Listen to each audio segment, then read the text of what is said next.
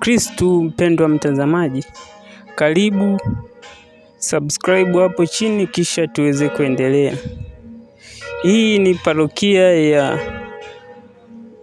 ya Mtakatifu Teresia wa Mtoto Yesu iliyopo Mshangano, Jimbo Kuu Katoliki la Songea. Hapo ni muonekano wa zamani na pia ujenzi wa kanisa mpya unaendelea, na hii ni ramani ya muonekano mpya unaotarajiwa wa kanisa hili la hapa Mshangano, na waumini wanaendelea kujihusisha na uchangiaji katika harakati za kufanikisha ujenzi wa kanisa hili.